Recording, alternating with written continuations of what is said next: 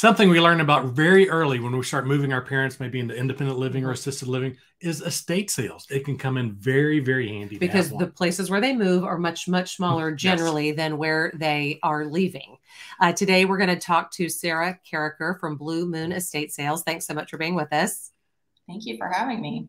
You know, as Mike mentioned, when both of our parents moved in from their house into independent living, you quickly realize that they're much smaller, and even the scale is smaller. So even though the square footage may not be that much different, the scale is so much smaller. So estate sales are definitely something that could be a possibility.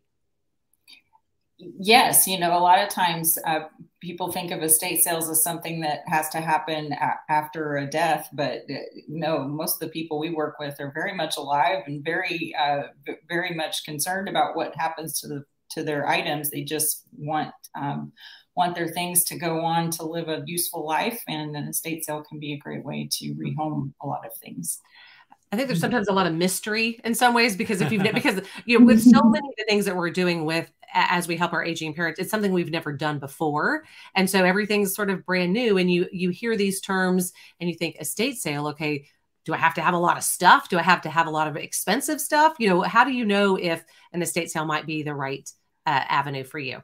Well, it's hard to tell if it's your own stuff, but basically what any estate sale company would do is come in and look and see if there's enough there that people will typically buy, because people buy all kinds of things at an estate sale that, you know, we all think of like, oh, antiques or nice furniture or something particularly special, or collections. And yes, those things are great to have in an estate sale, but really people buy regular stuff too, you know, plants and clothes and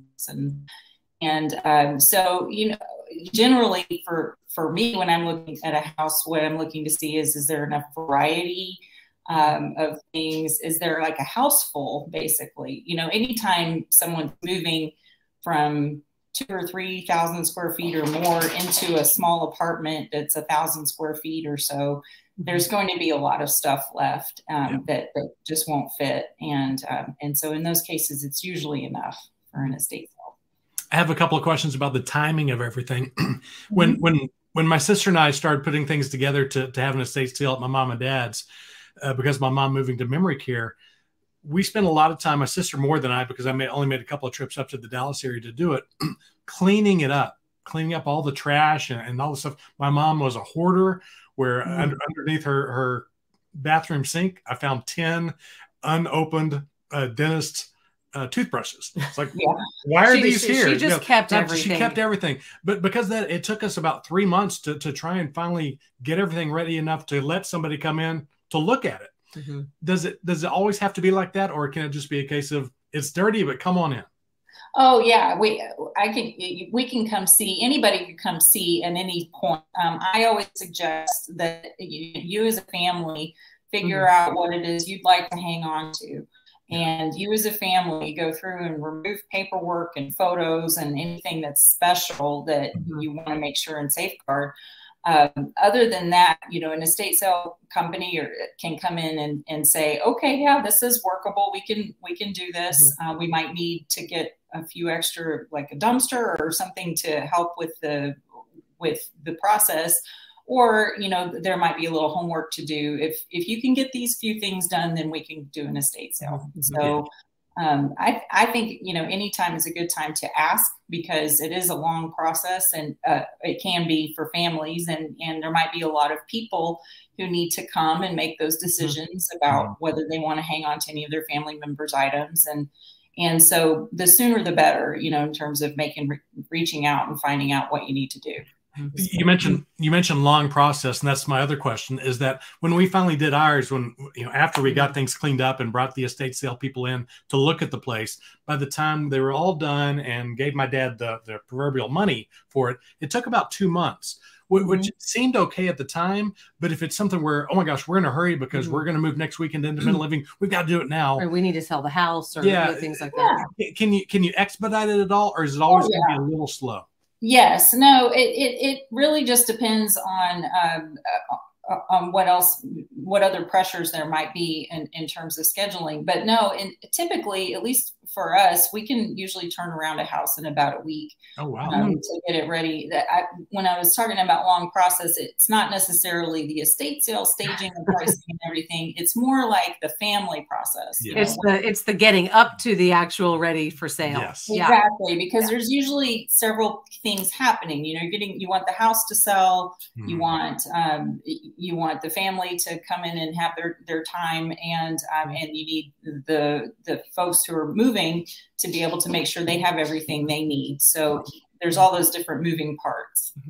And are there going to be some estate sale companies that maybe are okay with a, somewhat house full of stuff, and then others that are going to require that you really need to have a lot of things, so many beds and dressers, or, I don't even know what the value of it, what are you kind of evaluating besides I know you mentioned the variety and the kinds of things that are there, but is it also just the volume of what you have?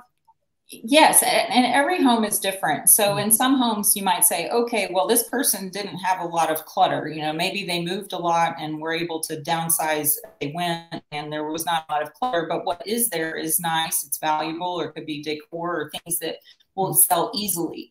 Other places, people have lived for 40 years and they've never thrown anything away.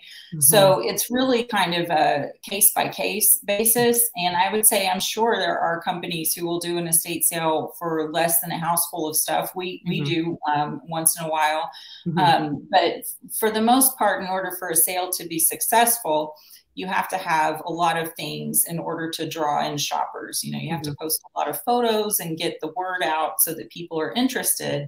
And if it's just a couple of things, or maybe one room or just the garage, then there's other ways of selling those things, or than an estate sale. Sure. Okay. So it's kind of weighing what kinds of pieces, like, do I just have some big pieces of furniture, which may be then going to a consignment store or something like option. Right. So just like thinking of, like, I've got a couple of big pieces of furniture versus I've got 7 sets of dishes and, just all the volume. Yeah.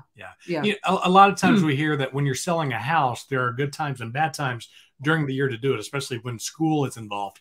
Is there a good time, bad time when you're doing an estate sale as far as the time of the year? Well, you don't want to do one during bad weather, like terrible weather, like ice storms or anything.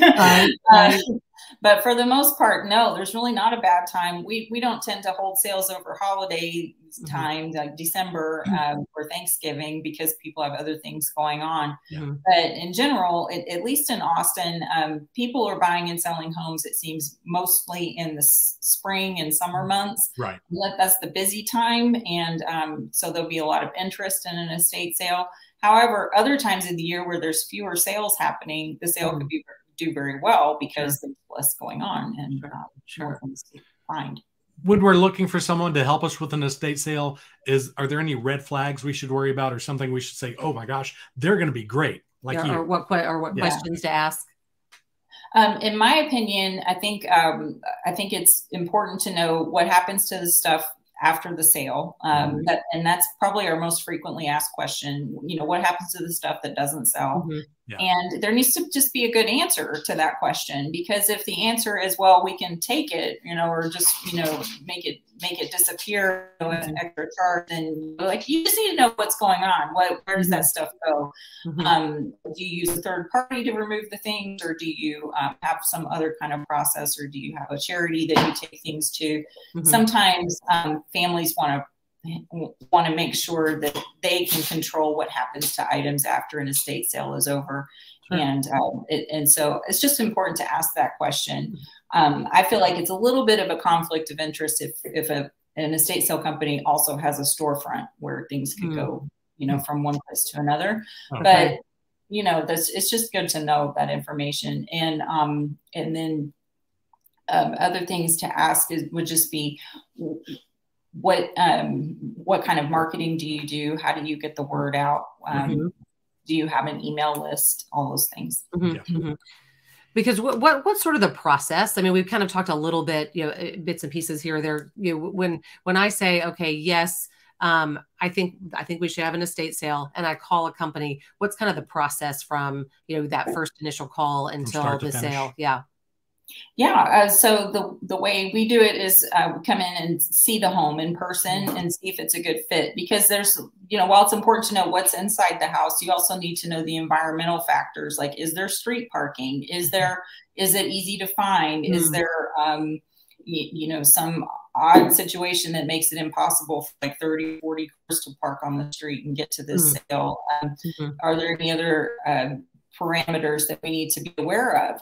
Is the family all in agreement that there should be an estate sale, or is there a disagreement about that? You don't want to get in the middle of that one, do you?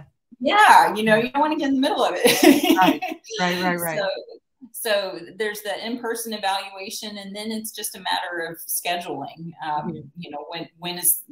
When will the home be ready for an estate sale company to come in and take over, and when does the sale need to be complete and the house emptied out so that the next steps can take place? Yeah. So once you decide it's happening, typically does the estate sale company just sort of move in, if you will, and it's sort of like, okay, everybody in the family get out, and we're going to set up the tables or get it organized, and we're going to price everything. I mean, that's all stuff that the company would do. Exactly. Yeah. Yes. It's just so emotional. It can be challenging it's just like when you're selling your home and the realtor asks you not to be there because it's, people need to see the house in an objective manner. It's the same for when you're having an estate sale. We all have a million memories attached to every little thing in our house. And whether or not we realize it is an emotional time to let go of a lot of stuff. And so, we do ask for that separation, like the house needs to be vacant. Nobody can be living there. And we come in and take over the house for several days and get it all ready for a sale, have the sale, and then it's back to the homeowner. So pricing is all up to you. Yes. Yeah. Okay. Yes. Sometimes there might be an unusual item or a piece of art or something that we would collaborate with the homeowner on because because it's an unusual thing. But for the most part, we've sold most things before, and we do ask for control over pricing. Yeah. Sometimes it's hard to say goodbye. and then after the sale, like you mentioned, find out what will happen so that the house can be empty, because obviously you don't probably want the homeowner or the family doesn't necessarily want the things that are left over. So deciding if it can be donated to charity, or how that's going to work, what they're going to do. And then how does it typically work as far as how, like, is there usually a split for the, how does that typically work? Yes. Usually an estate sale company will charge a percentage of the proceeds from the estate sale. And there might be some kind of minimum amount that is associated with it, which is another reason why it's important to have that in-person evaluation, so you can know if there's enough there to make it worth the family's while to have an estate sale. Sure. And then one thing I was just thinking of is that, even when we knew that mom was going to be moving soon and we likely would have an estate sale, are there things that, even if it's a little ways in the future, what are the things that we can be doing as a family now to start preparing? And my first thought would be that have family members who maybe are going to want some of the pieces that mom or dad aren't going to take with them, start kind of passing those out now, right?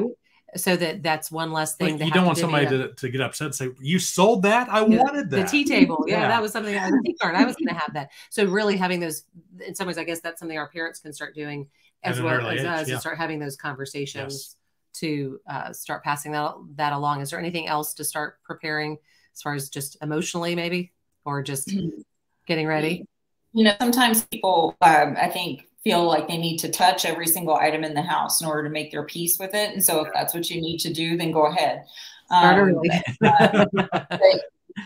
But you don't have to, really, what I suggest is people just open up the cabinet, take out what they want to keep, and close the cabinet. And segregating the items is important. So you want to start getting a feel for the tangible things. What are the things that are coming with me to my new home? What are the things that my kids are taking? Yes. And those go over there. But you don't have to unpack everything and make a bunch of piles. Yeah. That probably makes it even harder for you, doesn't it? Oh yeah, because you can't see what's there, and it can be overwhelming to the family as well. So you need to be able to see what's there in order to make good decisions about what to do. just trying to get things a little organized. Yeah, absolutely. Yeah. Well, thank you, Sarah. Great tips. We really appreciate it today. Thank you for having me. It was nice to be with you.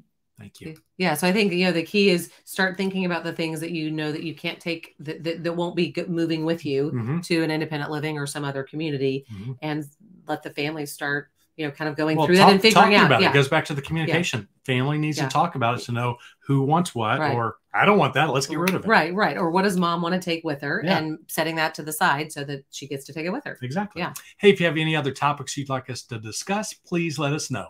Parenting Aging Parents.